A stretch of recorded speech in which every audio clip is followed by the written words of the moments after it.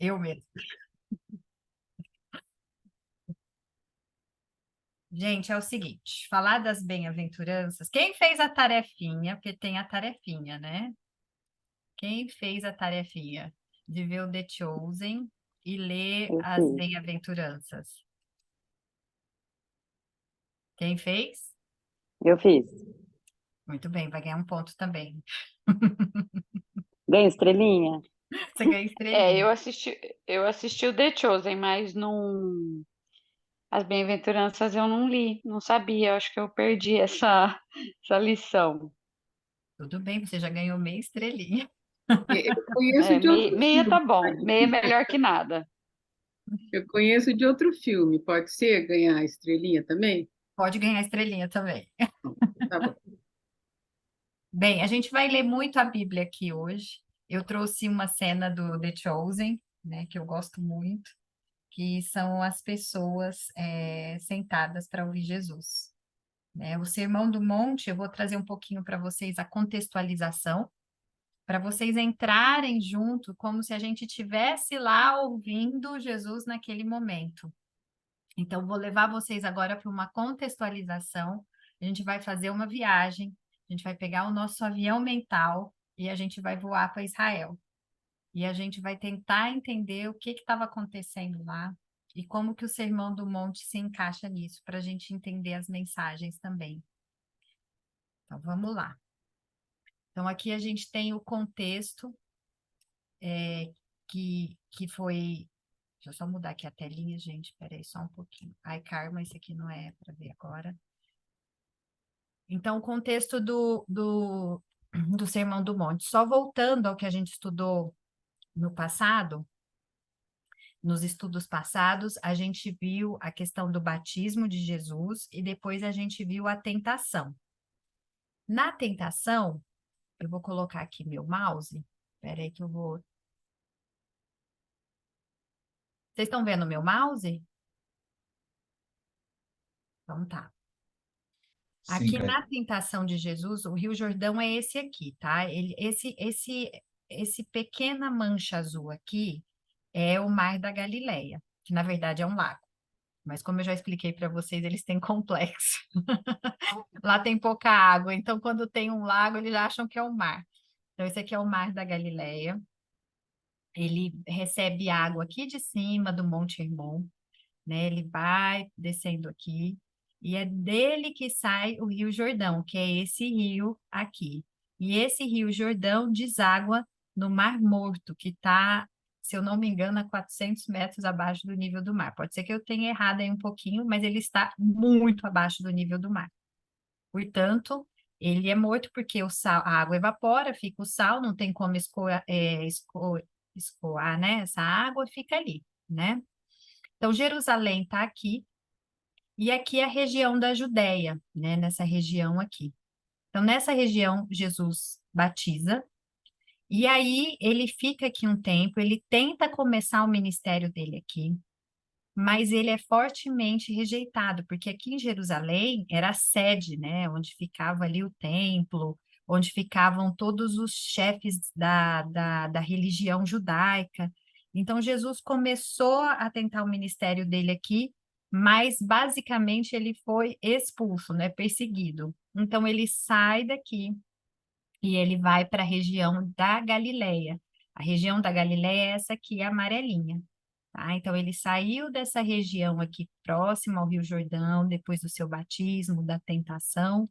Ele vai aqui para a região da Judéia, de Jerusalém, é perseguido e ele decide ir começar o ministério dele na região da Galileia, que era uma região considerada meio que menosprezada, né? O pessoal aqui do sul, né, aqui de Jerusalém, era considerado a parte nobre, né? Era a parte mais chique das pessoas que se viam de uma forma mais prepotente em relação ao pessoal da Galiléia. O pessoal da Galiléia era visto como de segunda linha, né? E aí Jesus vai para lá, e lá ele é bem recebido, não em Nazaré, que é a cidade dele, e portanto ele vai para Cafarnaum, que é bem aqui na beiradinha do mar. Tá vendo? Nazaré, que é a cidade onde ele nasceu não, onde os pais dele eram, né? Não fica bem perto do Mar da Galileia, mas Cafarnaum é bem pertinho. Então, a Bíblia vai dizer para gente, lá em Mateus 4, que ele percorria toda a Galileia, ensinando, pregando e curando. E a fama dele começou a correr, e numerosas multidões o seguiam. Então, esse é o contexto que lá em Mateus 4, 23 a 25, a gente tem o contexto do que estava acontecendo. Então, o ministério dele já tinha começado há alguns meses, as pessoas saíam aqui da Síria, da Fenícia, da Decápolis, que era uma região extremamente romana, cheia da cultura romana, ou seja, não tinha a cultura do judaísmo. Então, as pessoas daqui ouviam falar e iam para Galiléia, levar as pessoas para serem curadas. Então, estava acontecendo um movimento mesmo, as pessoas aqui da Pérea ouviam e todos estavam indo para lá. Chegou um dia que chegou uma galera lá para ouvir Jesus e ser curado. Ele tinha passado a noite orando, porque ele fazia isso, ele trabalhava incansavelmente curando, pregando, ensinando durante o dia, e à noite ele passava orando com o Pai para pegar forças, para descansar no pai dele. Era nessa hora que ele recebia toda a força e conforto ali do pai. E no outro dia de manhã ele acorda e as pessoas começam a se aglomerar aqui na beira do Mar da Galileia. E ele percebe que está na hora de arrumar um lugarzinho melhor para conversar com essas pessoas que estavam sedentas para ouvir. Vamos ver aqui, próximo slide. Eu trouxe umas fotinhos para vocês situarem. Esse é o Rio Jordão. Esse é o Rio Jordão. Essa é uma parte em que ocorrem os batismos. Essas fotos são minhas da minha viagem, eu trouxe para vocês, para repartir com vocês. Você pensa que o Rio Jordão é um rio gigantesco, né? Mas é esse rio. E essa parte aqui é a parte grande, né? Depois ele fica mais fininho. Mas eu estava lendo sobre o Rio Jordão, fala que ele perdeu 50, ele está 50 vezes menor do que ele já foi. Então ele perdeu o volume dele, né? Mas esse aí é o Rio Jordão e o pessoal que viaja costuma nas caravanas, o pessoal costuma batizar aqui, né? Então foi muito bonito, a gente assistiu vários batismos aqui do pessoal que estava junto na nossa excursão. Foi um momento muito bonito. Então, para vocês terem ideia, que aqui o Rio Jordão é onde ele foi batizado. Então, nós estamos só retomando aqui a ideia, caminhando junto com ele em Israel, para a gente entender como funciona. Gente, eu trouxe as frutas. Eu sei que esse slide não tem nada a ver, mas tem um pontinho a ver. Gente, olha, lá as frutas são tudo gigantes, né? E aí me lembrou muito um texto quando Jesus prometeu que o povo entraria na terra prometida e que lá manava leite, mel, e que quando Josué entrou e voltou, ele trouxe um cacho de uva carregado por 2 homens. E olha o tamanho desse morango, parece que o morango é quase do tamanho do homem. É um morango muito grande, tudo lá é grande. Eu tirava foto das frutas que eu nunca tinha visto na minha vida. E olha que eu já fui para a Europa, já fui nos Estados Unidos, e eu nunca tinha visto uma fruta tão grande que nem essa. Eu ficava tirando foto das frutas. E na verdade eu só tirei foto aqui desse moço, porque esse aqui é o romã. O romã também eu nunca vi desse tamanho. Eles tomam suco de romã que eles pressionam aqui, e eu só tirei essa foto que eu queria achar uma outra, que é nesse lugar aqui que a gente estava do romã, que é o lugar considerado da tentação de Jesus. Aqui atrás é um deserto, assim, e aí você olha esse deserto e do lado umas frutas gigantes, né? Assim, como que é uma terra realmente, é um crescente fértil, é uma terra abençoada. Então, assim, eu estava selecionando foto para vocês, eu fiquei morrendo de rir. Eu falei, não, eu tenho que mostrar essa fruta. Porque eu tinha couve, couve-flor, tem umas outras depois, mas eu nunca tinha visto desse tamanho. Esse aqui é o Mar da Galileia, para vocês terem uma ideia. A água dele é bem clarinha, assim, é muito bonita, cheia de pedrinhas, assim, de rochas. E essa aqui é a visão. Aqui nessa área aqui é considerada a área que teve o milagre dos peixes, da multiplicação lá, não da multiplicação dos peixes, mas que Deus pediu, Jesus falou pro Ai, agora eu não lembro o nome de... Pedro? Isso, obrigada. Pedro, André e Tiago, me corrija, Fábio, se eu estiver errado, que estavam pescando e ele falou para jogar as redes novamente. E as redes vieram cheias de peixinhos. Então, foi essa região que é considerada onde aconteceu esse milagre. Então, aqui tá, era inverno, né? Mas é bem grande, se vocês perceberem, é um lago, mas para eles é um mar, porque é bem grande, né? Ah, aqui sou eu. Vocês vão ver agora um filme que eu fiz para os meus filhos. Essa é da cidade de Cafarnaum. É a cidade que Jesus voltou para Galiléia e que ele ficou lá. Então, eu trouxe algumas coisas para vocês de Cafarnaum, tá? Vou passar aqui. Deixa eu ver se eu consigo. Opa, peraí que eu vou. Deixa eu tentar como. Ah, ele não passa vídeo, será? Você sabe, Fábio, como faz para passar vídeo que você Sim, quer? passa sim, Karine. Ele foi inserido como vídeo ou como imagem? Ah, foi como imagem. Eu acho que foi inserido como imagem, Karine, porque É, quando é vídeo, ele tem uma barrinha embaixo com um botãozinho de play. deixa eu ver se eu acho ele aqui. Se tiver fácil aí,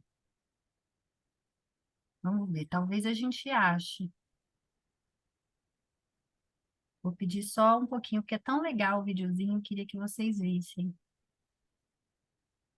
Vamos ver se eu acho. Sempre existe uma esperança.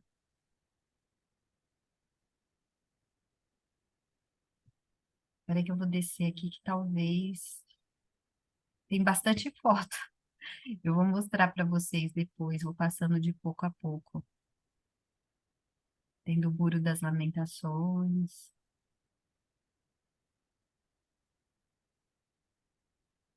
Acho que eu tô chegando. ó, as frutas. É, as frutas estão aqui e eu acho que é uma dessas aqui. Deixa eu ver se é essa daqui. Vamos analisar a questão. Eu acho que é essa. Aqui é uma sinagoga. Sinagoga, ela foi não é do tempo de É Jesus. esse mesmo. Ela foi construída em cima de uma que era do tempo de Jesus. Essa aqui, ela é de 300. O áudio está meio ruim. Vocês estão ouvindo o áudio ou não dá para ouvir? Dava para ouvir. Dava?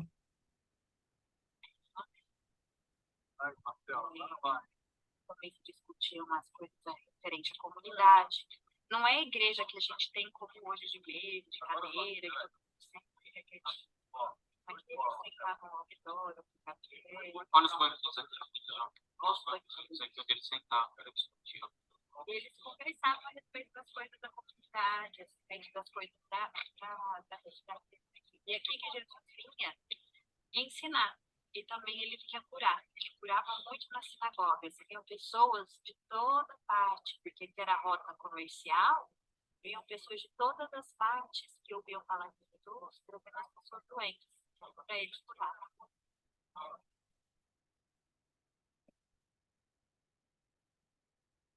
Pronto, gente, voltamos à programação aqui. Aí aqui, vocês estão vendo agora a figura dessa paisagem? Essa Sim. paisagem. Então, só voltando lá da sinagoga de Cafarnaum, aquela sinagoga, ela era uma sinagoga que foi construída em cima da sinagoga do tempo de Jesus, porque os povos antigos faziam isso. Eles construíam as cidades e construíam as coisas em cima da cidade que já existia. Então, eles destruíam a de baixo, ou porque ela era destruída por alguma guerra, ou era destruída por algum terremoto, e eles construíam em cima.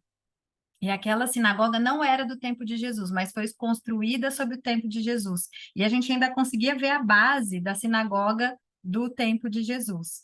Então, assim, eles eram. Ela continuava no mesmo lugar exatamente, né? Da sinagoga que Jesus já esteve lá.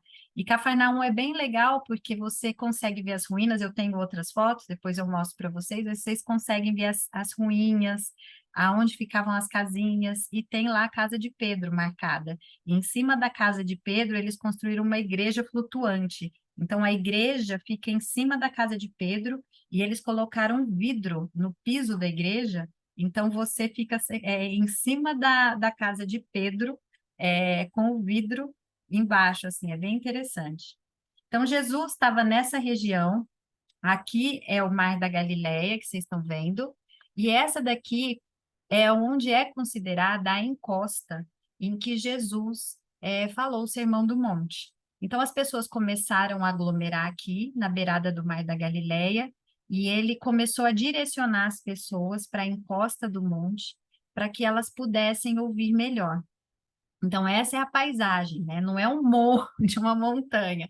Na verdade, é uma encosta. Em Lucas, que é um livro também dos evangelhos, vai dizer que era uma planície. Na verdade, porque era esse monte, né? Não era uma coisa assim muito íngreme. Então, era ali perto da planície, que é a beiradinha aqui do Mar da Galileia.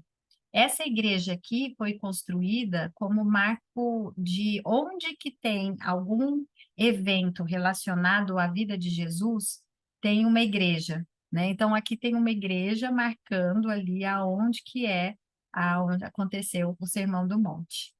Até aí, alguém quer fazer algum comentário, fazer alguma pergunta?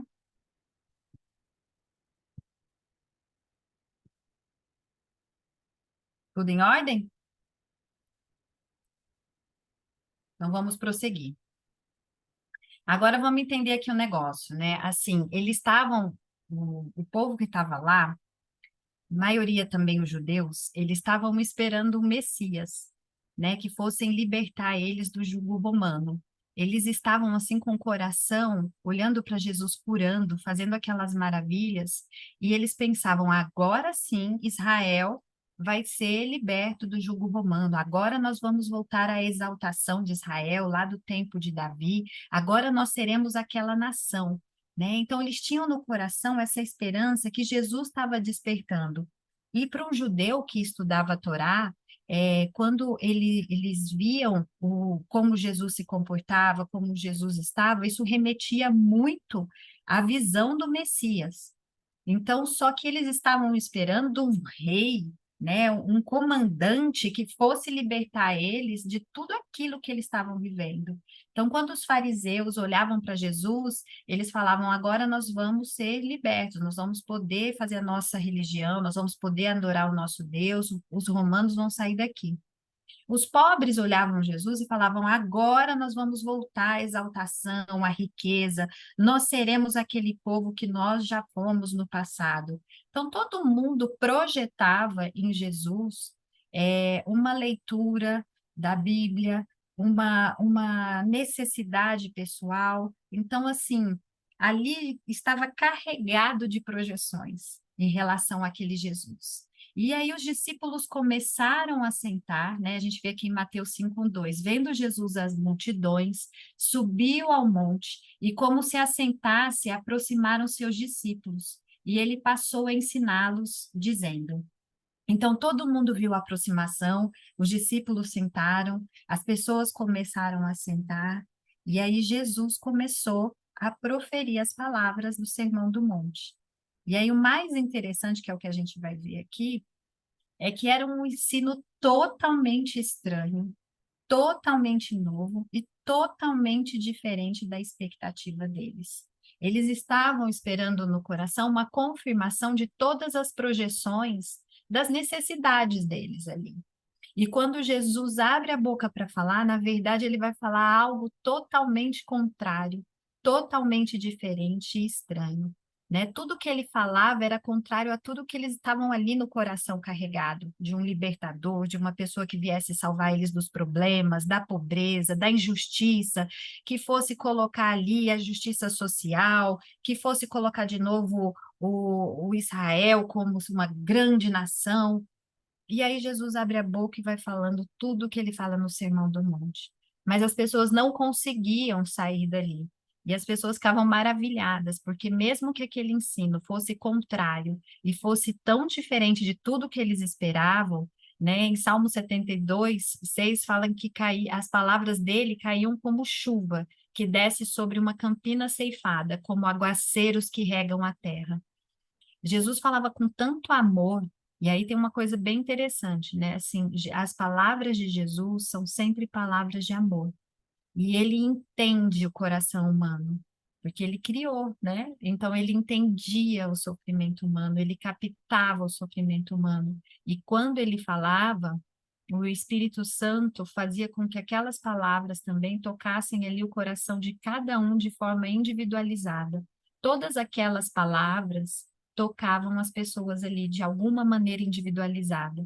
E eu gosto muito da cena do The Chosen, porque a gente vai vendo Jesus falando, e aí você vai vendo, né, que a forma como eles colocaram no The Chosen, eles vão focando em cada um dos discípulos ou de alguém da plateia, aquela mensagem sendo ouvida e os insights, a gente consegue ver pelo olhar os insights da pessoa e vendo como aquilo estava fazendo sentido.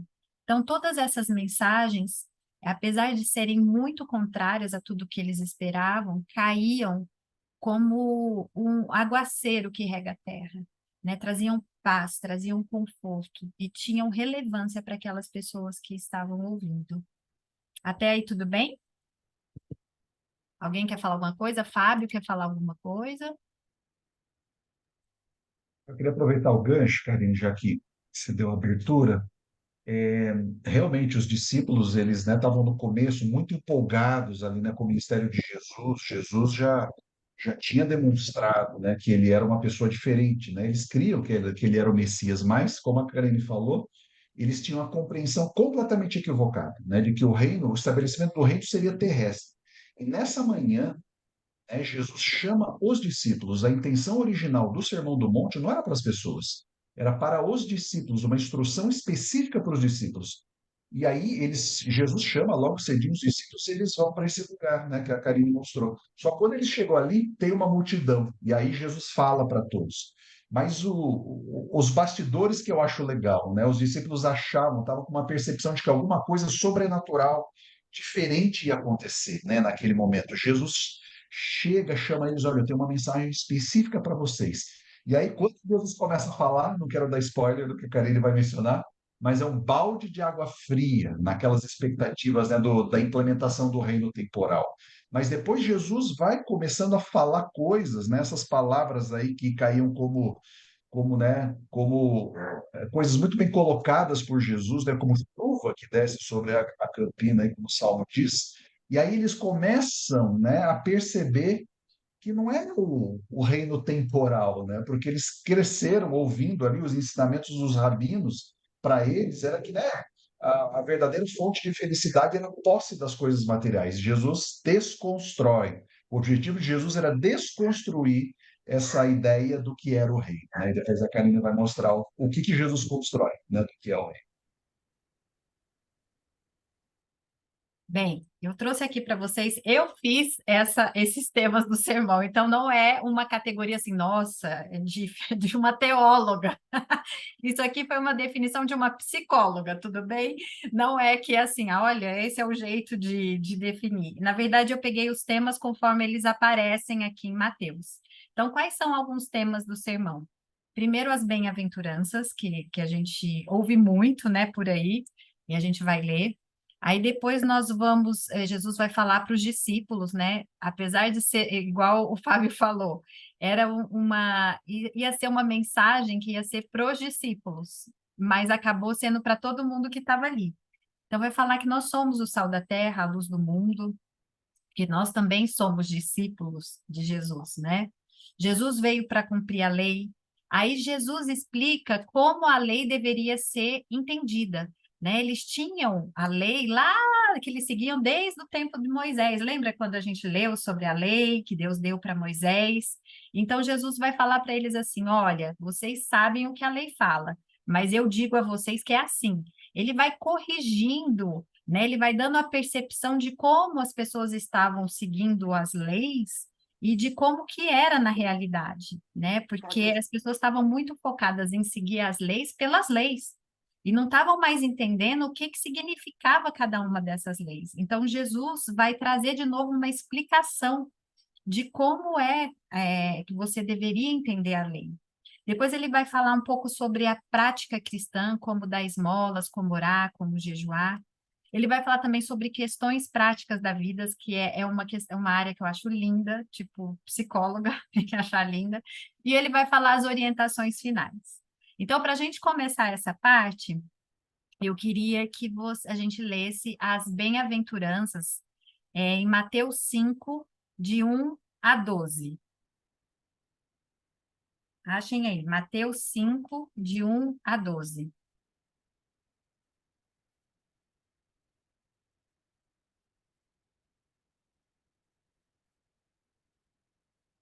Eu vou parar um pouquinho aqui de compartilhar, mas depois eu volto.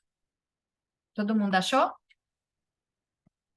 Esse eu vou ler. Os próximos vocês vão ler para a gente fazer aí um bate-bola, mas esse eu vou ler porque é muito bonito, eu tenho que ler.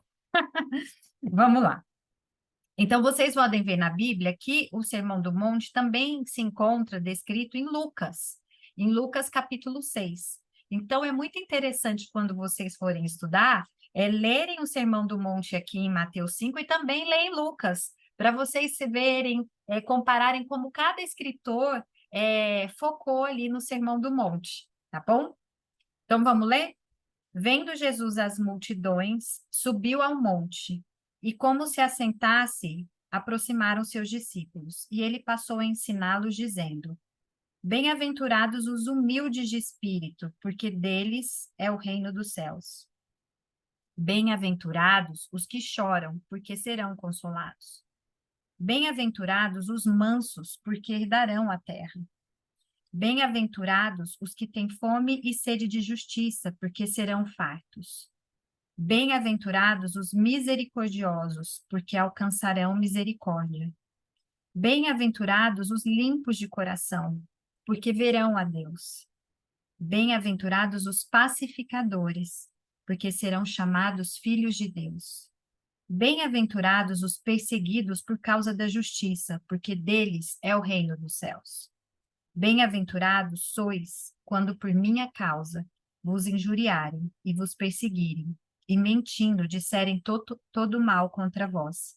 Regozijai-vos e exultai, porque é grande o vosso galardão nos céus, pois assim perseguiram aos profetas que viveram antes de vós. Né? Como o Fábio falou, isso seriam lições para os discípulos, mas que trazem lições para todos nós que somos discípulos de Jesus, né? E para todos nós, enquanto seres humanos. Aqui Jesus estava começando a explicar para eles a natureza do reino dele, né? Todos eles estavam ali numa expectativa e numa projeção de um Jesus que fosse o libertador. Hoje a gente tem essas projeções também, né? Do Jesus que vai me dar as coisas, do Jesus que vai fazer minha vida próspera, do Jesus que vai me salvar. A gente tem essas projeções de Jesus. E aqui Jesus estava explicando para eles, o que consistia o reino dele. Estava calibrando a percepção deles e trazendo ali a nova perspectiva que eles teriam que ter do Messias, da missão dele e da missão dos próprios discípulos também. E as bem-aventuranças significam felizes aqueles. Quando eu falo bem-aventurado, eu estou falando felizes aqueles.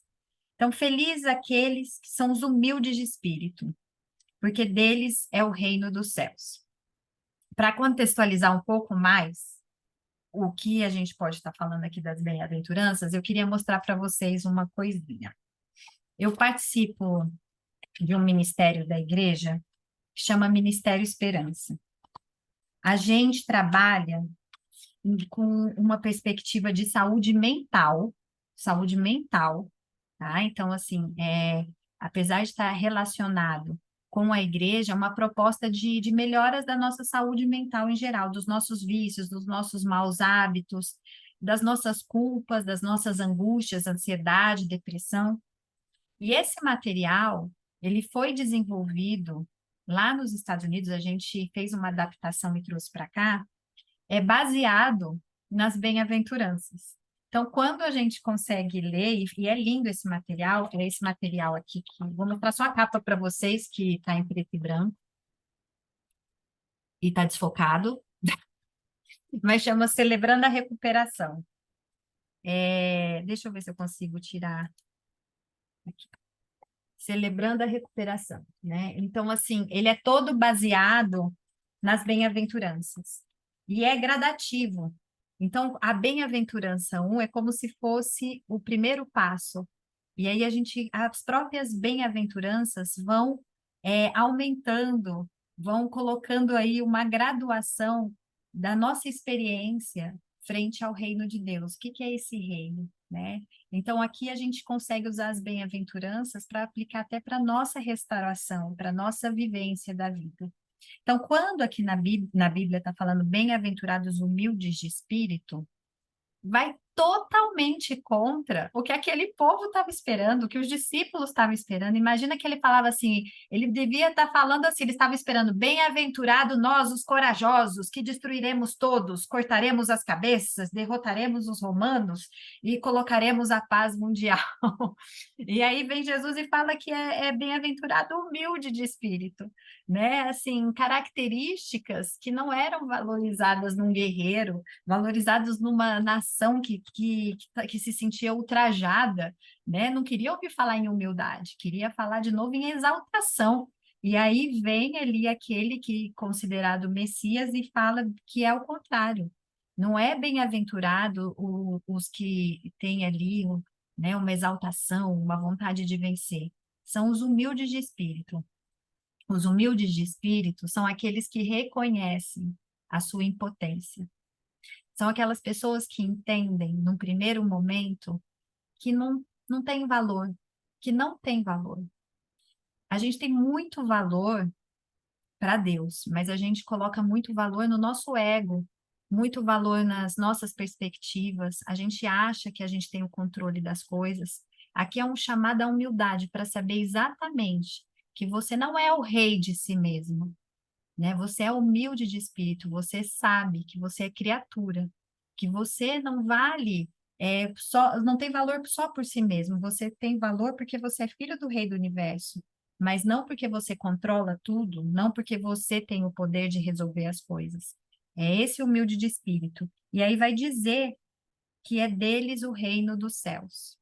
E é isso que é lindo de ver, assim, a humildade como sendo relacionada ao reino de Deus.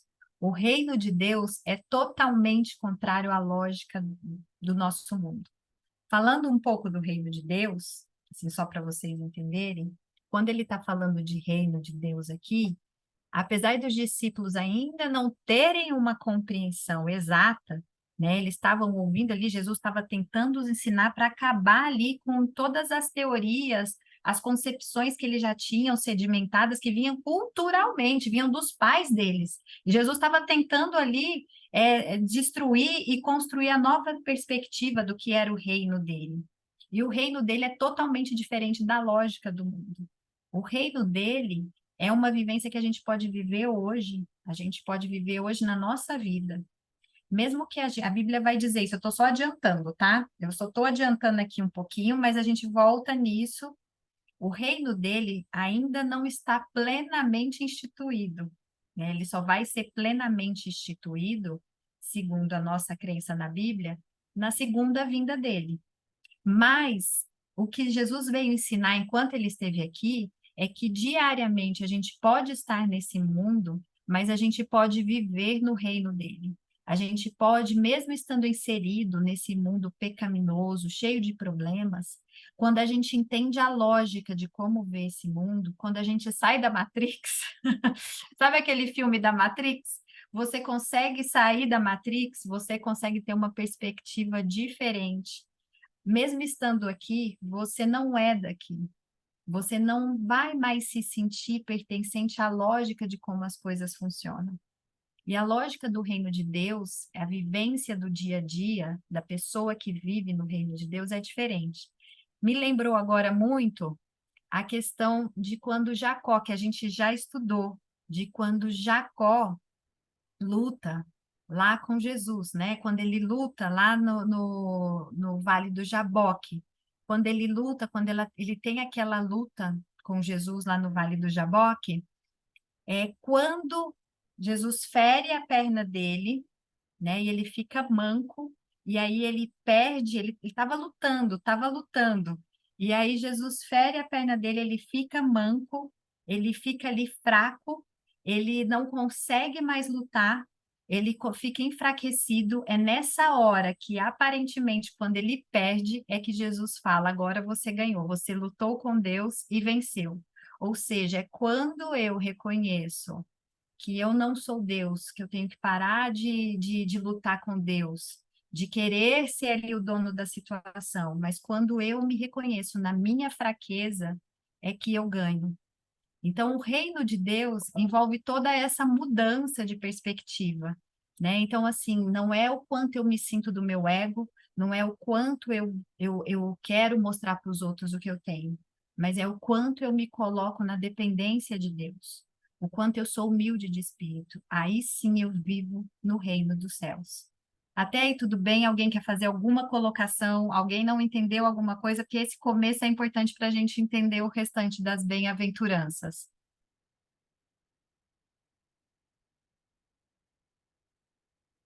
Algum comentário?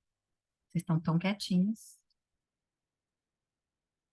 Se alguém quiser fazer algum comentário, pode me interromper, tá bom?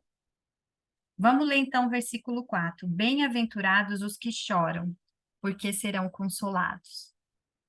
Os que choram aqui tem vários significados, mas eu vejo muito como uma tristeza, um reconhecimento, uma sensação também de impotência, quando você percebe que você não está conseguindo mais resolver uma situação, quando você tem também ali a tristeza pelo pecado, quanto que você está contaminado pelos seus maus hábitos, quanto você está contaminado pelas suas angústias, como às vezes você está ali entristecido com toda a sua situação de vida, né? Então você chora na sua fraqueza quando você reconhece que realmente não consegue mais resolver as coisas. E aqui diz que vocês serão consolados.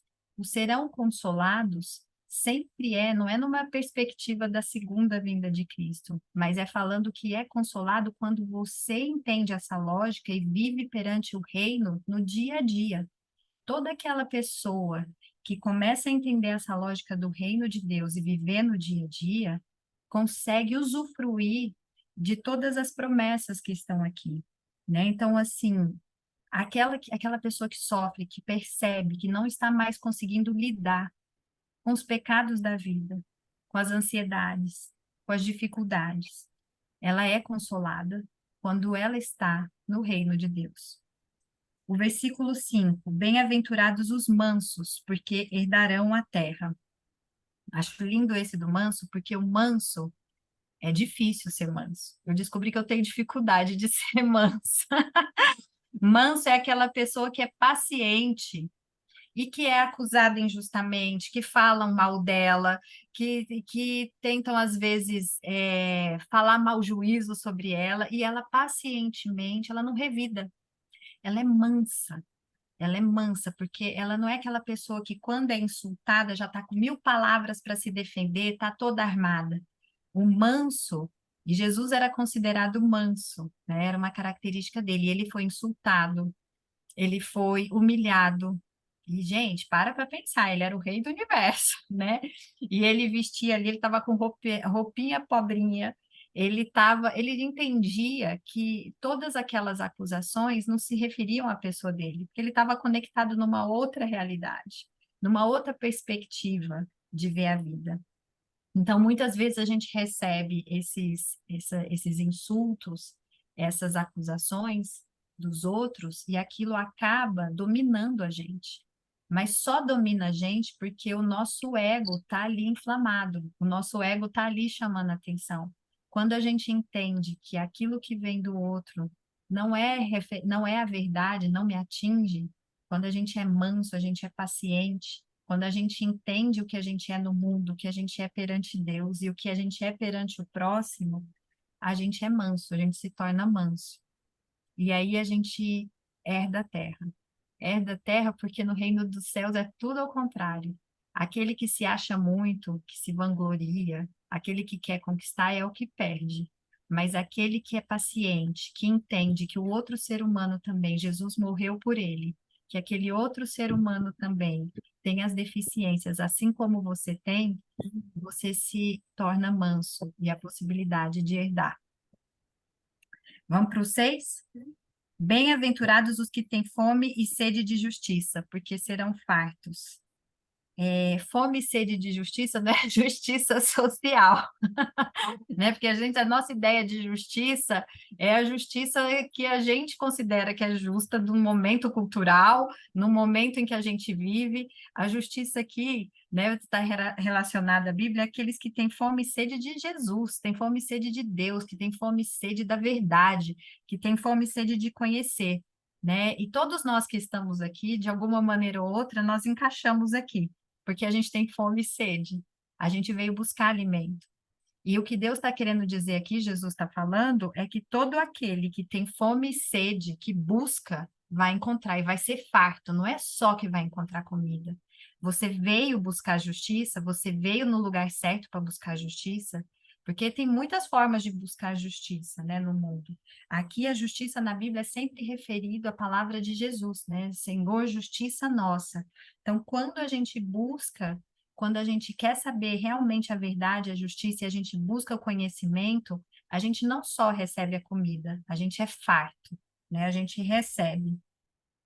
O 7, bem-aventurados os misericordiosos, porque alcançarão misericórdia.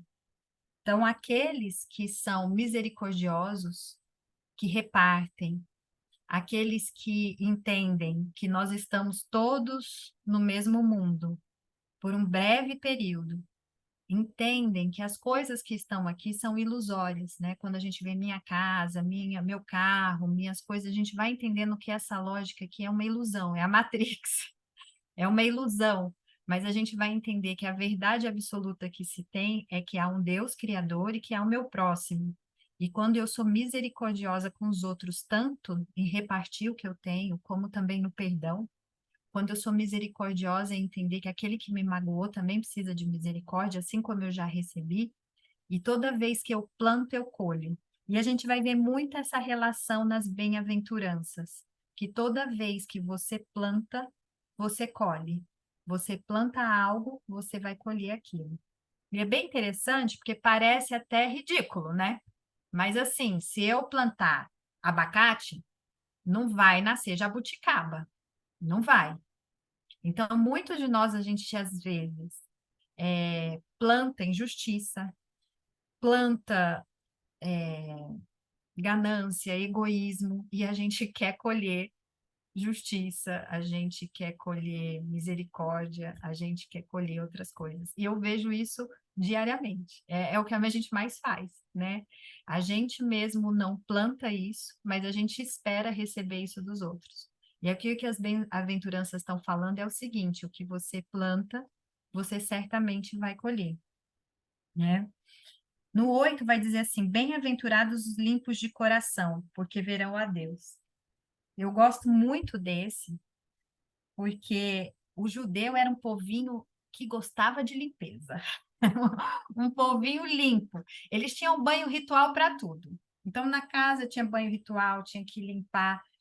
E eles ficaram neuróticos. Guardem essa parte aqui, porque essa parte é importante para depois. Eles ficaram neuróticos com limpeza, porque quando eles estavam antes de serem conquistados pelos babilônicos e terem o exílio babilônico, eles estavam na idolatria pesada, né? Então, assim, estavam adorando os vários deuses, sacrificavam, tinham eu ia falar um prefeito, mas era um rei. Tinha um rei que sacrificava os próprios filhos para um deus lá, o Maloque. Se eu tiver errado o nome do deus, você me corrija, Fábio. Mas é alguma coisa mais ou menos assim, né? É isso? Acertei o nome do deus? Moloque, Moloque. Moloque, que é Moloque. o Baalzão que a gente conhece. É os É o nomes Baal. diferentes. Então, sacrificava os filhos. Então, assim, o próprio rei de Israel estava na idolatria, né? Eles já tinham abandonado tudo, e Deus avisando: olha, vocês estão me traindo aí com outros deuses, eu sou o Deus de vocês, e eles lá no Baalzão. Aí ele foi avisando, mandou o profeta avisar: olha, se vocês não voltarem para mim, eu vou permitir que os outros povos entrem. Ó, se vocês não voltarem para mim, vocês vão ser conquistados. E aí acabou que aconteceu isso, eles foram para a Babilônia. Eles ficaram 70 anos na Babilônia. Depois que eles voltaram da Babilônia, eles voltaram tudo com o rabinho entre as pernas. E eles voltaram assim querendo ser o filho perfeito. Sabe aquele filho perfeito? Falando assim, agora a gente não vai errar mais. Agora a gente vai pegar a lei de Moisés, lê aí a lei de Moisés, vamos voltar para a lei de Moisés. A gente vai fazer tudo que a lei fala, a gente vai ser perfeito, né? A gente vai ser assim, perfeição. E o que eles fizeram? Eles caíram no lado do fanatismo, né? De um lado de tentar criar tantas regras, e eles criaram tantas regras para tudo, e tem muita, eu não lembro nada de cor, mas eu sei que para guardar o sábado, não sei quantas regras tinha. Não podia andar com prego na roupa, porque estava carregando peso, estava pecando. Não podia andar tantos passos, podia andar até um número X de passos. Depois você não podia andar mais, porque senão você estava pecando. Então eles ficaram legalistas, eles foram criando regras. E eles pegaram aquela lei e foram fazendo dela uma coisa pesada, cheia de regras. E, na verdade, quando eles estavam fazendo isso, eles estavam falando de um egoísmo deles, acreditando que a própria penitência, que o próprio mudança de comportamento garantiria a salvação. Eles perderam o foco que a salvação vinha de Deus. E eles ficaram focados na lei. Eles ficaram focados ali, né? E a gente vê muito isso às vezes, a gente buscando uma salvação por penitências, por fazer algumas dessas questões assim, eu vou fazer isso como sacrifício. Normalmente, quando a gente faz isso, a gente está fazendo por nós mesmos, né? É um egoísmo, é um foco em si mesmo, né? E a gente começa a fazer uma leitura da Bíblia que, na verdade, é uma leitura totalmente diferente do que Deus está pedindo. Então, aqui eles acreditavam, quando falam os limpos de coração, Deus está falando que o importante não é você ser limpo perante as regras da sua religião, ser limpo perante as suas regras pessoais, perante ao que você acredita. É ser limpo de coração, é ser limpo, entregue a Deus, ter um coração puro, né? Ter um coração puro. E aí vai falar: bem-aventurados os pacificadores, porque serão chamados filhos de Deus.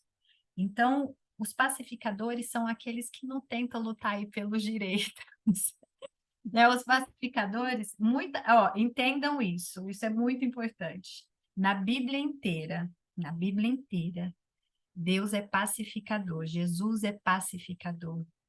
Ele não veio para criar revolta social ou defender causas sociais.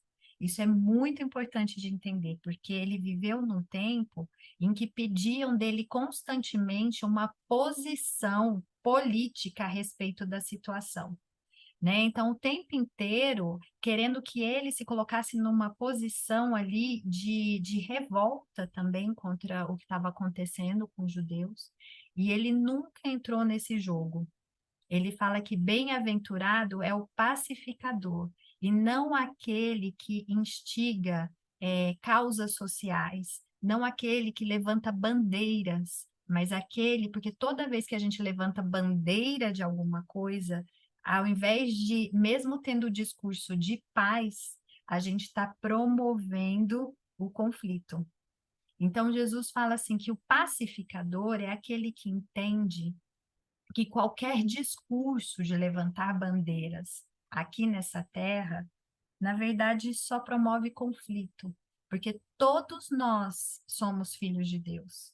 Então, levantar uma bandeira ali e uma bandeira aqui, na verdade, só promove mais desunião, quando que, na verdade, a gente deveria entender que todos nós, nessa diversidade, todos nós somos filhos de Deus. Aqui é um chamado para a gente entender justamente isso. E olha, eu falei sem pensar, mas aqui está escrito filhos de Deus, porque nós somos filhos de Deus. O pacificador entende que não tem diferença, que não tem o meu país, o seu país, o refugiado e não sei o quê. O reino dele é um reino de paz, porque todos são filhos do mesmo Pai. E a gente só entende isso quando a gente escolhe viver no reino dele. E ele capacita, a gente vai ver isso aqui depois, ele capacita a gente A gente precisa decidir querer viver nesse reino. E ele vai capacitando a gente diariamente para chegar nessa vivência. Bem-aventurados os perseguidos por causa da justiça, porque deles é o reino dos céus. Está falando para os discípulos aqui, olha, a coisa não é fácil. Quando você começa aqui a querer participar do meu reino, você vai ser perseguido. Você vai ser perseguido. Você vai ser não só perseguido fisicamente. E se vocês forem olhar na história, eu acho muito interessante, porque, assim, cristão é um povo que normalmente foi perseguido na história, né? A gente percebe que o cristão é o grupo que foi, assim, ao longo da história, mais perseguido, né? Eu não estou falando isso, assim, e tem os negros, tem não sei o quê, lá, lá, lá. Isso, na verdade, é dados históricos, né? Em toda a história, as pessoas que tendem a seguir a Bíblia são pessoas que, ao invés de receber, você vai lá e fala, nossa, vou repartir, né? Vou levar a mensagem. Como é muito contraditório. E eu estou falando do cristão, cristão mesmo, né? Porque a própria Igreja Católica perseguiu o cristão, né? Então, assim, eu tô falando de cristão, não é um cristão geral, eu estou falando do cristão que vive no reino de Deus, no cristão que realmente vive ali no reino de Deus, não cristão que se diz, que hoje tem muito disso também, né? A gente tem o cristão que fala que segue a Cristo, que segue a Jesus, mas na verdade usa das mesmas armas que a gente vê no dia a dia aí, nessa lógica de mundo. Agora, o que vive no reino dos céus, ele é perseguido, porque a lógica dele é uma lógica totalmente diferente do mundo. E aí Jesus já está falando, né? Bem-aventurado é você, porque se você está sendo perseguido, você faz parte do reino dos céus, mudando a lógica, né? E bem-aventurados sois quando por minha causa vos injuriarem e vos perseguirem, e mentindo disserem todo o mal contra vós. Regozijai-vos e exultai, porque é grande o vosso galardão nos céus, pois assim perseguiram os profetas que viveram antes de vós. E aqui ele está preparando os discípulos, literalmente, para esperar a concretização do reino dele, dando até esperança. Você pode viver esse reino hoje, mas na certeza de que ele se concretizará logo em breve, né? Ele concretizará completamente para você logo em breve. Então, assim, saiba que a sua jornada começa lá quando você é humilde de espírito, até você ir desenvolvendo as habilidades da vivência do reino, em que você é perseguido e ainda você vai exultar e agradecer de estar sendo perseguido, porque você já entendeu que essa lógica de mundo que tem por aí não é a lógica que governa sua mente, não é a lógica que governa seu coração, né? Então, as bem-aventuranças, elas poderiam ser só uma mensagem nossa aqui, e ela é mensagem para muita coisa. Eu fiz um resumo breve, né? Mas um livro que eu vou deixar de dica para vocês é esse livro aqui, que chama O Maior Discurso de Cristo, que vai falar, olha aqui, das bem-aventuranças. Então, olha, tem um livro para falar sobre as bem-aventuranças. Então, vou deixar aqui, vou escrever no chat depois. E aí, quem quiser, tem até gratuito na internet. Depois eu ensino como baixar o livro também. Até aí, comentários, dúvidas, perguntas para o Fábio. Eu tenho muitos comentários. Pode fazer. Primeiro, eu achei maravilhoso, não sei se você reparou. Ele começa falando, bem-aventurados são aqueles, aqueles, aqueles. E ele termina falando assim, bem-aventurados são vocês. Então, quer dizer, ele muda a pessoa, meio que chamando, ó, vai lá, vocês vão ser perseguidos. Mas vai lá, vai embora, vai fazer isso aqui que eu tô falando, não é não? É sim. Eu acho fantástico o jeito que ele parece um quadradinho assim que ele vai aqueles, mas ó, aí eles falam, no final são vocês, e vão lá e vocês vão sofrer, vocês vão ser perseguidos, vocês vão passar por tudo isso aí, mas vão lá e faz. Eu acho que isso que é. Gosto muito disso. Nossa, é lindo mesmo.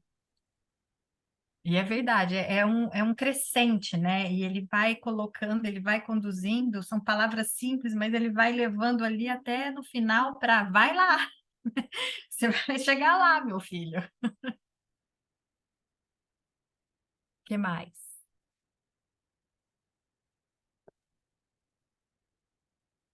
Fábio? Tenho um comentário, Karine. Você tocou no ponto quando você falou da uma, duas, três, quatro, cinco, seis, da sétima. Bem-aventurados os pacificadores. E olha só, porque eles serão chamados filhos de Deus. Ou seja, filho de Deus, por definição do próprio Criador, Pai é pacificador. E aí, olhando o nosso mundo hoje, né, como o nosso mundo, e aí saindo desde o contexto político e até geopolítico, como a gente não está vendo isso? Polarizações assim extremas. Agora vai começar, né, a disputa lá pelas eleições nos Estados Unidos, a gente vai ver o que a gente viu aqui no Brasil, né, as polarizações e tal. E Jesus, quando ele diz isso, né, pegando carona no comentário da Karine, na época de Jesus tinha uma série de injustiças, tinha uma série de problemas legítimos. Por exemplo, as mulheres eram desconsideradas, os doentes na época eram considerados desagraciados por Deus, os leprosos eram até rejeitados, não podiam nem viver em comunidade, né, os pecadores, entre aspas, na visão, né, dos fariseus, da liderança que se julgava, né, os melhores, tal, né, enfim, eram desconsiderados, eram outra categoria, os publicanos. Se tem uma classe que era rejeitada na época lá de Jesus, eram os tais publicanos, porque o cara era judeu traidor, né, o cara que cobrava imposto e ladrão, roubava, tal. Então esse era o pária da sociedade. Como é que a gente vê Jesus atuando em relação a esse monte de injustiças? Jesus nunca levantou uma bandeira e fez passeata lá na frente lá do governo, dizendo: olha, a gente tem que acabar com essa injustiça tal. Né? Por que, que Jesus não fez isso? E aí, trazendo para os nossos dias, como a gente vê isso? Porque Jesus sabia que a mudança do mundo não vem pela revolução ou pelo embate. A mudança vem pelo estabelecimento do reino dele, esse reino que a Karine mencionou, que é espiritual no coração das pessoas. Então, aqui, sem nenhuma tendência política, nada, mas só trazendo um sistema, é por isso que o marxismo é completamente contrário à Bíblia, porque lá se crê que a mudança da sociedade vem pela revolução, né? Proletariado versus a burguesia, trabalhador versus, né, o funcionário. E aí traz para os nós, como isso não funcionou na história, traz para os nossos dias de hoje. Então, é negros contra brancos, é mulheres contra homens, e aí tudo que a gente está acostumado a ver. Isso que é bonito no ensinamento de Jesus. Claro, são causas legítimas, mas a forma de modificar a sociedade é que está errada, que está impregnada pela visão de pecado. Não é pela revolução, não é botando um contra o outro que a gente vai mudar a sociedade. Mas o que Jesus traz? Por que eu tenho que respeitar, amar a mulher, amar o negro, amar o perseguido e até o inimigo Jesus traz? Olha que dificuldade. Jesus fala, olha, você tem que amar o seu inimigo. Por quê? Porque o pacificador é filho de Deus. Porque todos esses são tão pecadores quanto nós, quanto cada um de nós aqui. Então eu preciso respeitar o outro, não porque a cor de pele ou a etnia dele é diferente, não, mas porque ele é um filho de Deus, pecador, tão dependente da graça de Jesus quanto eu. Então, olha como Jesus inverte a coisa mesmo, né? Jesus dá um balde de água fria ali né? E a gente, se você lê o último verso lá do Sermão do Monte, no capítulo 7, diz que as multidões ficaram extasiadas, né, com esse ensinamento de Jesus, porque ele ensinava não como os escribas, mas como quem tem autoridade, porque ele inverte a coisa de uma forma e dá esperança. Né? Então, trazendo para os nossos dias, né, a aplicação do Sermão do Monte, principalmente essa bem-aventurança, não é pegando em coisas aí, não é a revolução que vai modificar o mundo, mas a implantação do reino de Deus no meu, no seu e no coração da humanidade. E é isso que a gente tem que semear, né? Semear o amor. O próprio Jesus dos temas que a Karine, né, fez o resumo teológico lá. Jesus seria o amor aqui. Então, é isso que eu preciso entender, e é assim que nos ajuda a navegar nessa sociedade polarizada, que bota um contra o outro. Isso é um engano satânico, é um plano satânico de colocar uns contra os outros né, como se tivesse uma bandeira que é legítima por trás, mas a forma é completamente errada. Então, acho que isso fala muito para os nossos dias. Podemos prosseguir? Obrigada, Fábio. Eu acho que o que você falou foi fantástico, porque a questão assim de fechar de novo aqui, só para vocês entenderem, a gente vai falar muito quando eu estiver falando de Jesus, a gente vai falar do reino dele. Jesus veio basicamente para explicar, falando assim: olha, o que vocês estão fazendo tem nada a ver com o que é. Então, fala que nem goiano, né? Nada a ver com o que é. Vocês estão fazendo tudo errado, né? Então, assim, o que eu vim aqui é para ensinar para vocês a natureza do meu reino. Vamos entender a natureza do meu reino para você começar a viver hoje, porque mesmo nessa lógica, nesse mundo, você consegue ser o ET, o separado, você consegue viver de uma outra forma. E quando você vive de uma outra forma, sabe o que acontece? Aí a gente vai aqui para o versículo 13. Alguém lê para mim. O Karine, só queria fazer um comentário. Eu acho que o que a gente está vivendo no mundo é tão caótico, a nossa política também, e quando a gente se envolve, é o que o Fábio estava falando, né? Se envolve, você quer resolver, de repente, quando você entra lá dentro de você e lembra das palavras de Jesus e está em contato com Deus, está tudo em paz, você não está percebendo nada do que está acontecendo no mundo, é como se você vivesse num outro lugar. É só você não se envolver nesse caos que está acontecendo em tudo quanto é lugar, né? Você consegue ficar em paz e sobreviver sem raiva, sem ódio, sem querer mais nada, né? A gente está sentindo que as pessoas que estão ligadas a Deus, parece que elas estão vivendo no outro planeta, né? Como você falou, o reino de Deus. É como se a gente tivesse uma outra lógica de entender a realidade, né? A gente não tem a lógica do pecado contaminado.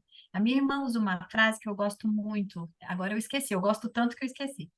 Mas é que ela fala que todos nós somos, eu acho que é essa palavra, nós estamos doentes com o pecado, né?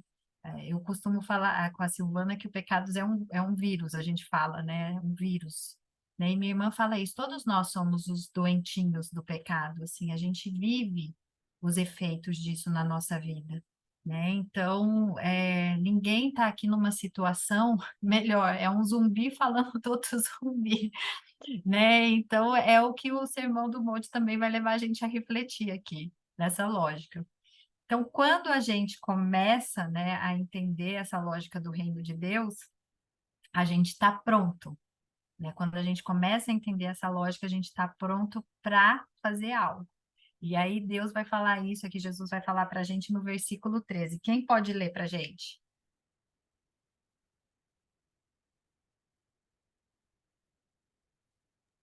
Posso ler? Estava esperando você.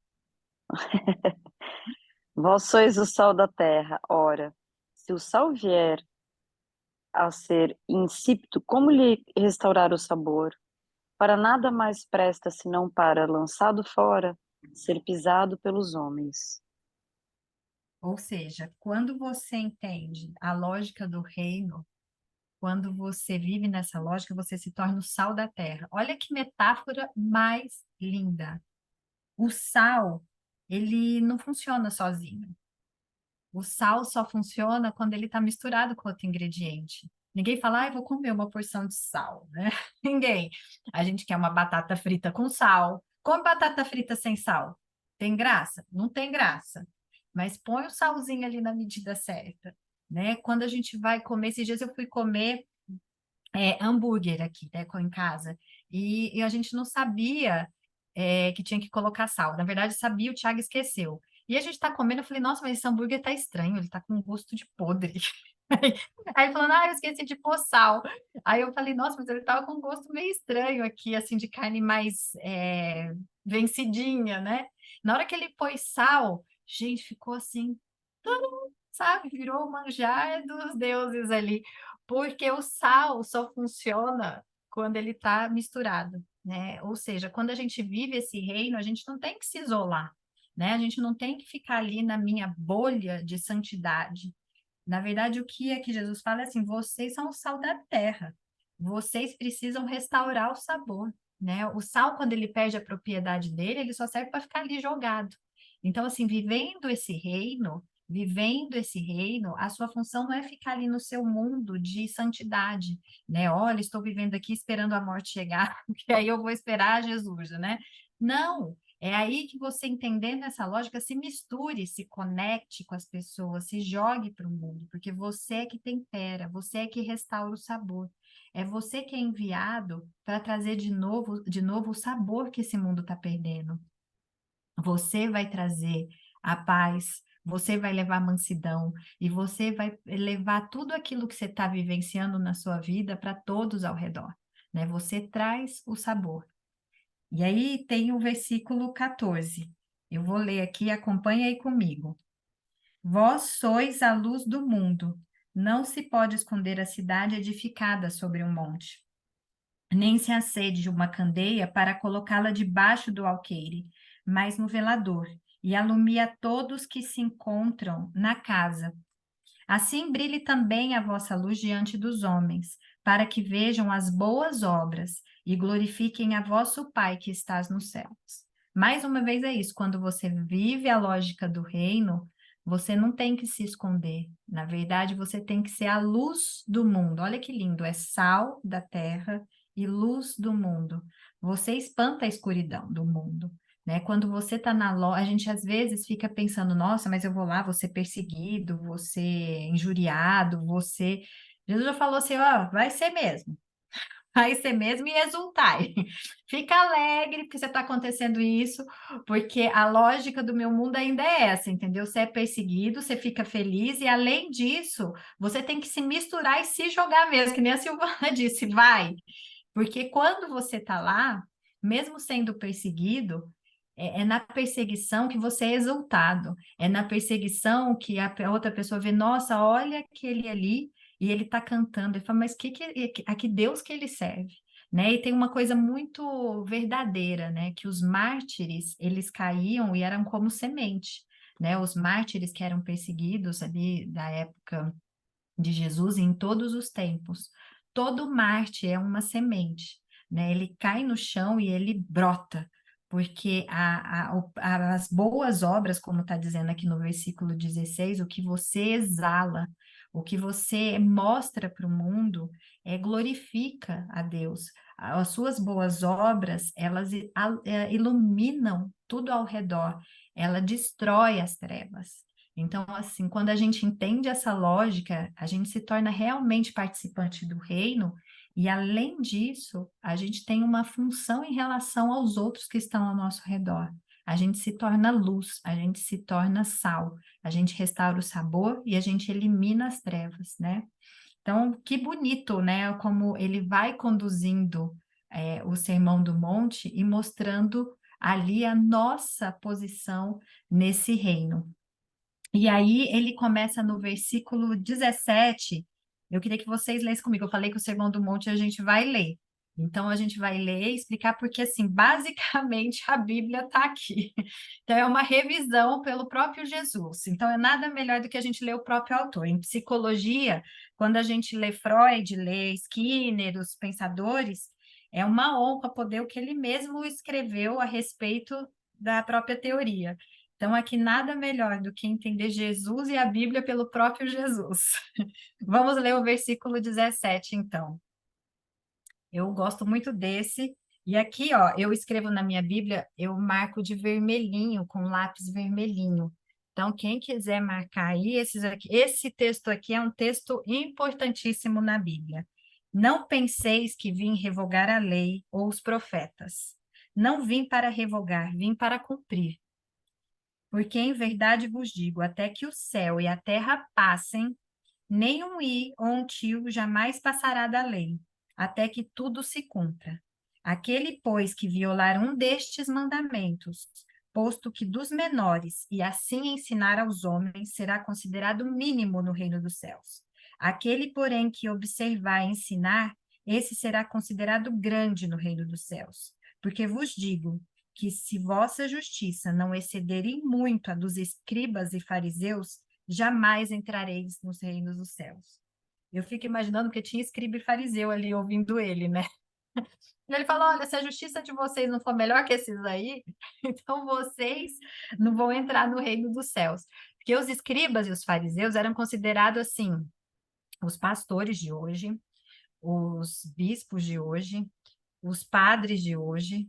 Então, assim, sabe aqueles tops, os melhores pregadores do mundo gospel, era lá, os melhores da igreja. Esses eram os escribas e fariseus. Então, Jesus olha para essa classe que estava falando em nome dele, fala assim: olha, se vocês não forem muito melhor com esses aí que falam no meu nome, vocês não vão entrar no reino do céu. O que está falando aqui é da interpretação humana. O que a gente vai ver muito é que, assim, tem muita mudança na palavra de Deus. E o que ele falou aqui, ele mesmo diz: eu não vim alterar a lei, eu vim para cumprir, né? Então, assim, depois que Jesus veio, ele mudou isso. Ele não mudou nada. Ele não mudou nada depois da lei, né? Então, ele não mudou nenhum mandamento, deu aquele mandamento que a gente estudou lá em Gênesis, em Êxodo 20, nada foi mudado. E ele diz: eu não vim mudar a lei e os profetas. Ele está falando tanto da Torá como dos outros livros também que estavam do Antigo Testamento. Era a lei, era a Bíblia que era conhecida naquela época. Porque lembrando vocês, Mateus, Marcos, Lucas e João estava sendo escrito ali na hora, né? Jesus estava falando, não tinha Novo Testamento, ele estava falando, né? Então existia a lei e os profetas, que eram como os judeus falavam os livros do Antigo Testamento. E ele fala: eu não vim revogar, eu vim cumprir. E na verdade ele veio ensinar a cumprir. E ele faz essa introdução para a próxima sessão que ele vai falar agora, né? Ele vai falar as próximas sessões agora vão falar sobre a interpretação da lei. Ele vai falar assim: olha, vocês estão seguindo, às vezes, o que o padre fala, o que o pastor fala, a interpretação dessas pessoas. Não é essa justiça, não é isso que você tem que seguir. Você tem que seguir a minha palavra, não a interpretação de homens, não a justiça dessas pessoas. Se vocês não ficarem só baseados no que vocês estão ouvindo de pastor X, padre tal, da igreja X, não sei o quê, você vai ser mínimo no reino dos céus. Lembra, eu não vim revogar, eu vim cumprir, e agora eu vou te ensinar a como cumprir essa lei. E aí ele começa a sessão que a gente vai dar uma lidinha aqui. Até aí, alguém quer fazer algum comentário?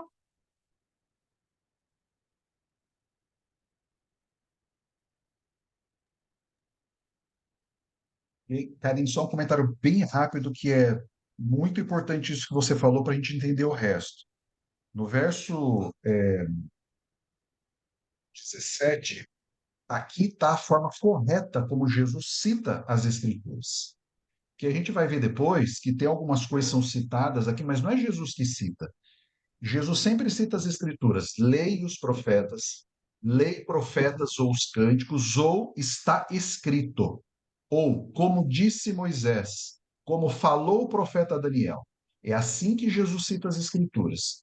Então, para frente aqui vai ver: ouvistes o que foi dito aos antigos. Isso aí não é as Escrituras. Tradição oral, aquele monte de entulho que a Karine comentou, que, né, que ali os judeus da época de Jesus colocaram sobre as Escrituras, que virou peso na vida do dia a dia das pessoas ali. Então, isso é muito importante. Jesus sempre cita a Bíblia ou as Escrituras como lei e os profetas, ou está escrito, ou como disse Moisés, ou como disse, né, o profeta Daniel. Ô, Jane, acho que a Jane queria falar alguma coisa, mas ela está sem áudio. Enfim, Jane, se você quiser falar, você pode me interromper aí. Ela está dizendo que não estamos ouvindo. Ah, não, eu que falei. Ela falou: acho que meu áudio não está Ah, indo. Aí eu falei: não estamos ouvindo mesmo. perfeito, perfeito. Eu vou lendo aqui, então, acompanhe comigo 21 aí, o versículo 21. Ouvistes que foi dito aos antigos: Não matarás. Aonde a gente ouviu não matarás? Vamos lá, provinha. Onde a gente ouviu?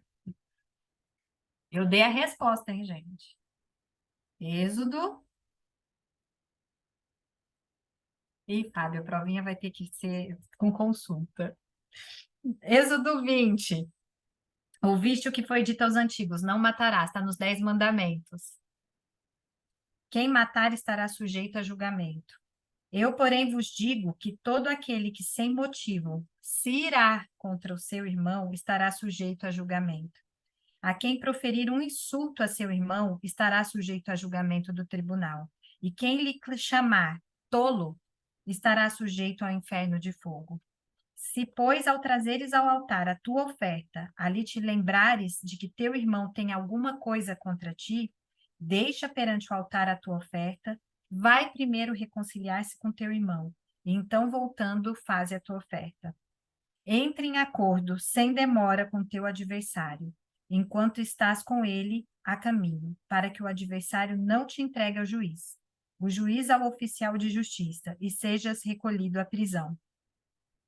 Então, aqui está falando basicamente assim, o entendimento que você tem da lei, às vezes, é o não matarás, né? E eu ouço muita gente falando isso, eu não mato, não minto, não... Então, eu sou santo, né? Assim, a santidade. O que ele está querendo dizer, ele está falando diretamente no nosso coração, né? Então, assim, eu não vim revogar a lei, eu vim cumprir. Mas eu quero que você entenda uma coisa da lei, ela está muito além do que, às vezes, os escribas e os fariseus têm disseminado, muito além do que você tem ouvido por aí. Então, entenda que quando eu falo meu mandamento, eu estou falando do seu coração. E ele sempre vai falar isso na Bíblia, tá? Isso é uma questão recorrente, que ele não vai olhar os atos externos, porque a gente não mata a pessoa fisicamente, mas às vezes a gente matou no nosso coração. O que ele vai dizer são das intenções do coração aqui, tá? Ele vai dizer das nossas intenções, o que a gente está colocando e alimentando com os nossos pensamentos, com os nossos sentimentos. É algo que não é tão visível quanto ir lá e matar alguém, mas é algo que corrompe o nosso coração. E que corrompe, isso sim se torna o pecado. A gente vai criando ali um rancor. E é como a mesma coisa que o que Jesus está falando aqui, é a mesma coisa que você matar. Quando você opta por ser o julgador de alguém, quando você opta por acusar alguém, quando você se ira com alguém, quando você deixa esse rancor inundar o teu coração, você está matando. Você já matou no seu coração, né? Então, essa é a interpretação da lei. Vai dizer assim, às vezes você está focando numa experiência externa de santidade, mas eu estou falando das intenções do seu coração. Reveja, quando eu falo do meu mandamento, eu estou falando das intenções. E só lembrando vocês, todos nós aqui nesta sala já matamos alguém. Eu acho que todos nós aqui em algum momento da nossa vida, porque a gente é pecador, a gente não consegue seguir a lei, a gente não consegue, a gente tem essa estrutura de pecado dentro da gente, por isso que a gente precisa da justiça de Deus, que é só ela que é capaz de nos limpar. Qualquer movimento que a gente tenha de achar que pelas nossas próprias forças nós vamos conseguir cumprir os mandamentos, Jesus está falando aqui, não tem como você cumprir esse mandamento porque você é pecado puro. As suas intenções são ruins. Às vezes, às vezes eu vejo nos meus filhos chegam aqui da escola falando assim, eu tenho vontade de matar fulano de tal. Eu falo, gente, de onde que ela aprendeu isso? Aí eu olho para mim e falo, ixi, falei isso semana passada. Né? Então, assim, a gente fala assim, nossa, vontade de matar essa pessoa, né? E a gente fala meio que brincando, né? Mas como é forte isso, assim, a nossa visão do outro, do ser humano, é como está contaminada de que a gente tem algum valor, alguma justiça melhor do que o outro, né? E aí, eu vou ler só mais um aqui, e aí a gente termina, tá? Aí depois a gente continua mais para frente, que tem muita coisa bonita, mas eu acho que é bem legal ir devagar o Sermão do Monte, porque é a essência, quando a gente espreme assim, e é o próprio Jesus falando da própria palavra dele, né? Então, temos que ouvir. Vamos ler o 27, do adultério.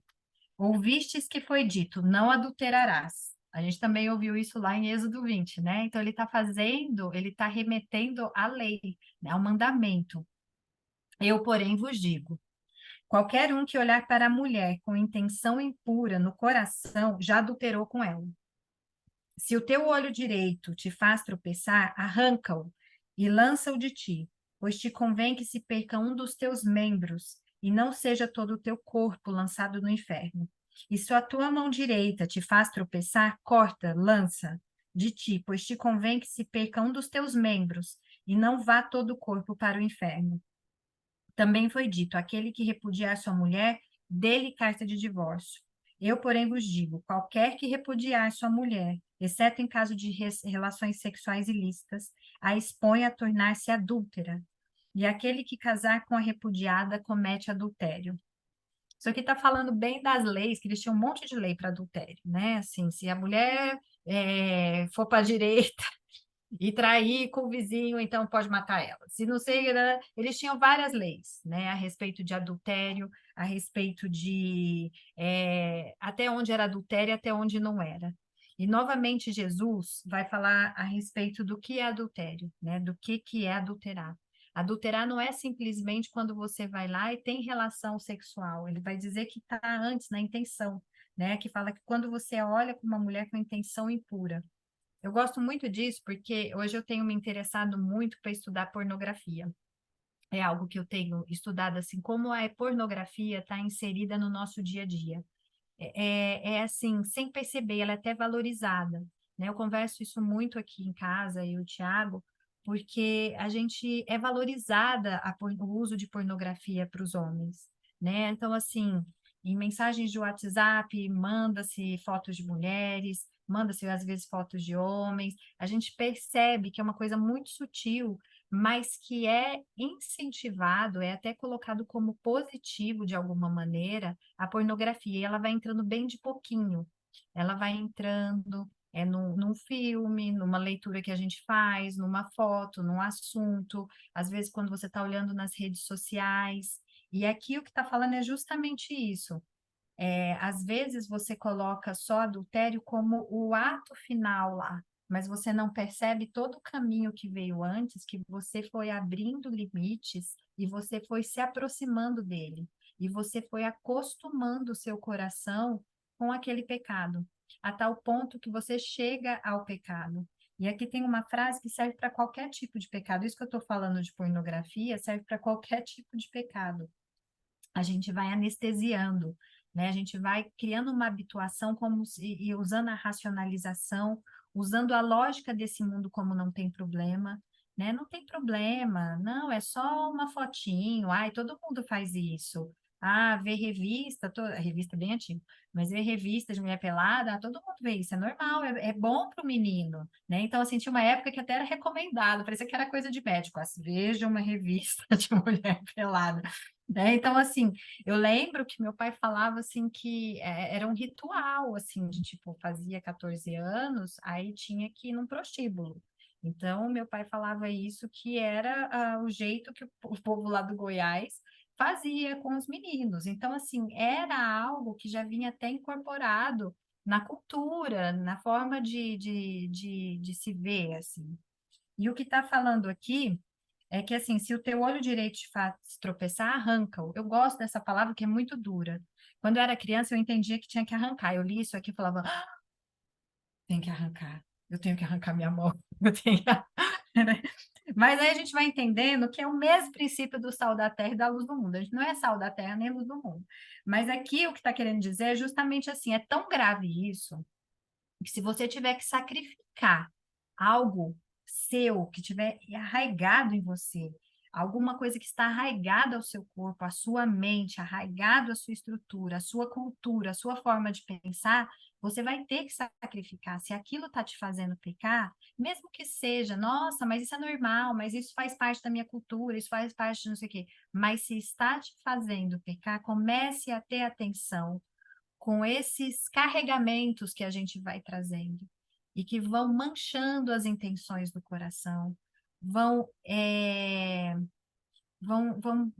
cegando os nossos olhos, fazendo a gente ficar surdos para certas coisas e a gente vai se acostumando lentamente com os maus hábitos, os pecados e as coisas que nos afastam de Deus. Então, o que ele está querendo dizer aqui, Jesus, é o seguinte: olha, novamente, não é aquele pecadão que aparece para todo mundo. O que eu estou falando é a intenção do seu coração. É a intenção do seu coração. Não se apegue às leis de adultério que tem aí tão definidas, né? Não se apegue a essas leis. Ele fala que eu estou querendo dizer para você novamente é: olha a intenção do seu coração. E cuidado com o que você está vendo, o que você está ouvindo, que isso está sedimentando. E se for preciso você sacrificar uma parte sua, uma parte importante que você carrega com você, você vai precisar sacrificar. Sacrifica, porque é melhor você sacrificar do que perder tudo que eu tenho para te dar. Não deixa que essa coisa que está te impedindo de ficar perto de mim seja o que governe a sua vida. Sacrifique, sacrifique, porque é o que você vai conseguir voltar à conexão comigo, é o que você vai conseguir de novo retornar ao que eu tenho de plano para você. Então, ele vai colocando aqui a questão do sacrifício mesmo, do sacrifício do nosso eu, do sacrifício dos nossos desejos acima de Deus. Né? Então, vou terminar por aqui com este pensamento, para a gente não delongar. Queria saber se alguém tem alguma pergunta ou comentário, e se a gente pode continuar assim. Falta só um capítulo e meio, 2, mas o resto é mais rápido. Eu acho que no próximo a gente consegue terminar. Alguém quer falar alguma coisa, comentário? É muito rico, né, cara? Eu acho que vale a pena a gente continuar, porque vai retomar, com certeza, né? Então, acho que vai ser muito legal. Foi muito produtivo. Muito obrigado. Ah, que bom. Gostei do seu feedback, Sil, porque eu estava falando assim, não tem como eu fazer isso de um jeito rápido. Tem que ler tudo, eles têm que ouvir. Exatamente. A gente ficou, eu acho que, 2 encontros também, né, nos 10 mandamentos, lembra? Para ser bem detalhado, tirar todas as dúvidas. Hoje É ficou muito até mais, legal. acho que a gente ficou uns 3, 4 encontros nos 10 mandamentos. É, Foram 4 4, lá. né? é o que você falou, é o resumo de tudo. Se são todas as leis, é onde a gente tem que se prender mais, né? Exatamente. Ah, então a gente continua, né? Então vamos assim. Alguém quer fazer algum comentário? Karine, queria fazer um rápido, porque é tão rico, né, o que Jesus traz aqui para a gente, porque vocês vão ouvir muito, né, no meio evangélico hoje, dizendo que o Jesus, quando ele vem, ele modifica a lei, assim, o conhecimento do que era as Escrituras. E eles citam muito coisas daqui do Sermão do Monte, né, que Jesus ele fica, agora não precisa mais, não precisa mais daquilo, não precisa daquilo outro. Mas o que Jesus está fazendo aqui, na verdade, não é flexibilizando, ele está subindo a régua. Porque o pessoal lá na época baixou a régua. E o exemplo bom é esse do adultério. O a liderança fez por conveniência masculina? Disse: olha, não adulterará, tudo bem, mas se você der uma carta como é que é o nome que ele disse? De Repúdio. repúdio à mulher, carta de divórcio, né? Para você repudiar sua mulher e der carta de divórcio, o que é repudiar? Você manda ela embora, por qualquer motivo, qualquer motivo. Ele não precisaria justificar, que pode ser inclusive queimar uma comida, falar uma palavra que o cara não gostou. Então, eles criaram esses subterfúgios de dar a carta de divórcio, ou seja, a mulher sai de casa, mas com uma carta, que ela está divorciada, e ela pode seguir a vida dela. E o cara, bonitão, ficava lá de boa, podendo casar de novo, quantas vezes ele quisesse, desde que ele desse carta de repúdio para a mulher, carta de divórcio para a mulher. O que Jesus está dizendo aqui? Não, nada disso, é uma conveniência que vocês criaram. Eu, porém, vos digo, né, que é sempre Jesus diz, ouviste o que disse os antigos, ó, o que foi dito. O que é isso? Tradição oral. Quem que ensinava isso na época de Jesus? Os escribas. Por isso que ele cita lá no começo, aqueles que ensinarem essas coisas, é diferente do que eu estou ensinando, e desencaminhar um desses meus pequeninos, tal, né? Jesus começa com isso. Então, ele estava dando um recado claro para os escribas: olha, vocês criaram uma conveniência para adaptar uma coisa que é completamente fora do que está ensinado lá. Eu, porém, vos digo, e aí ele resgata lá o mandamento: aquele que olhar, né, só pode ser, só é válido o divórcio no meio de, né, contexto de relações sexuais ilícitas. E aquele que olhar para uma mulher, né, com qualquer outra intenção, ele já está adulterando. Então, o que Jesus está fazendo? Ele está flexibilizando, né, a lei e os profetas? Não, ele está subindo a régua, ou levando de volta a régua onde ela deveria estar. E olha Jesus colocando homem e mulher no mesmo patamar. Jesus resgatando isso. Por isso que as mulheres seguiam Jesus assim de forma absurda, né, no seu ministério. Então, ele está colocando as coisas, resgatando as coisas na devida ordem, na devida importância, na devida equidade, a palavra muito usada hoje, né, equidade, que as coisas têm que ter, né? Então, a gente tem que sempre ter isso muito na nossa mente. A gente está ouvindo muito por aí que não, Jesus veio, ele flexibilizou, não precisa mais disso, não precisa mais daquilo, não precisa mais daquilo outro, não. Jesus, ele resgata a verdadeira posição dos ensinamentos lá do Antigo Testamento. Ô, Fábio, é legal você falar isso, porque assim, muita gente vai começar a tentar dar explicação para vocês usando o Sermão do Monte, mas com o conhecimento que vocês já têm a respeito do que vocês viram no Antigo Testamento e o que vocês estão vendo agora, vocês já conseguem fazer análise disso, sabe? Vocês vão ver muita gente recortando, tipo os escribas e fariseus, muita gente fazendo recortes absurdos da Bíblia e fora de contexto.